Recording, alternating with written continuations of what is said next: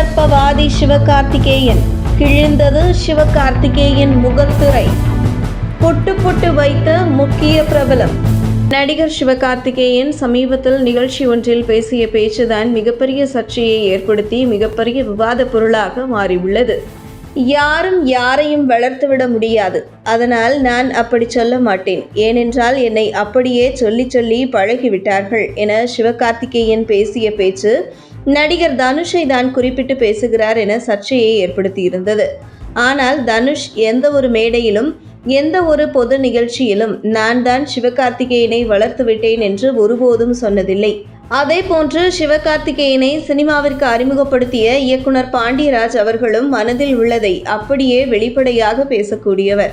அவரும் நான் தான் சிவகார்த்திகேயனை வளர்த்து விட்டேன் என்று எந்த ஒரு மேடையிலும் பொது நிகழ்விலும் பேசவில்லை.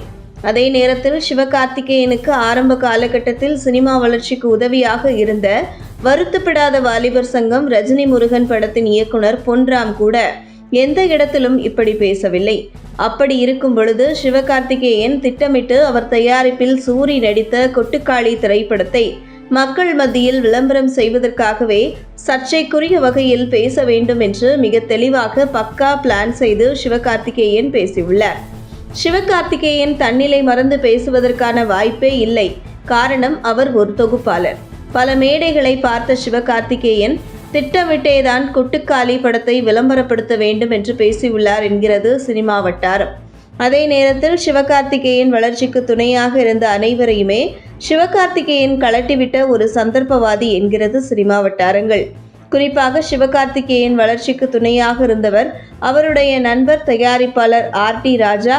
தொடர்ந்து சிவகார்த்திகேயனை ப்ரமோஷன் செய்வதற்காகவும் சிவகார்த்திகேயனை ஒரு உச்ச நடிகராக கொண்டு வருவதற்கு என்னவெல்லாம் பில்டப் கொடுக்க வேண்டும், அதற்கு எவ்வளவெல்லாம் செலவு செய்ய வேண்டும் என்பதற்காக திட்டமிட்டு செயல்பட்டு வந்த ஆர்.டி. ராஜா தொடர்ந்து சிவகார்த்திகேயன் நடிக்கும் படங்களை தயாரித்தவர்.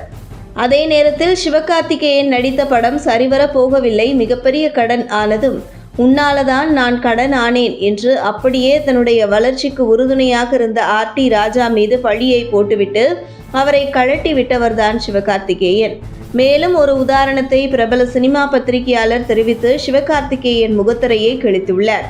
அதில் சிவகார்த்திகேயன் ஆரம்ப காலகட்டத்தில் சினிமா வாய்ப்பு தேடிய போது ஒரு இயக்குனர் சிவகார்த்திகேயனை கமிட் செய்கிறார். அப்போது சிவகார்த்திகேயனுக்கு அந்த படத்தில் நடிக்க 50,000 சம்பளம். அந்த படம் தொடங்குவதற்கு முன்பு அந்த இயக்குனரிடம் நன்கு நெருக்கமாக பழகி வந்துள்ளார் சிவகார்த்திகேயன். ஆனால் ஒரு சில காரணங்களால் அந்த படம் கைவிடப்படுகிறது. இதன் பின்பு அடுத்தடுத்து சிவகார்த்திகேயன் படங்களில் வாய்ப்பு கிடைத்து ஒரு மிகப்பெரிய உயரத்திற்கு வந்த பின்பு ஆரம்ப காலத்தில் சிவகார்த்திகேயன் நன்கு பழகிய அந்த இயக்குனர் மீண்டும் சிவகார்த்திகேயனை சந்தித்து கதை சொல்ல போகிறார். ஆனால் சிவகார்த்திகேயன் அவருடைய பெயரை கேட்டதுமே சந்திக்க கூட மறுத்துவிட்டார்.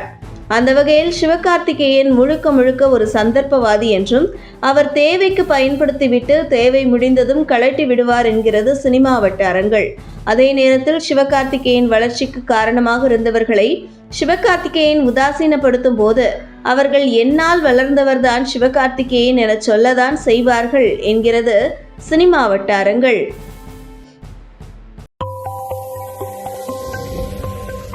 உங்கள் தின சேவல்.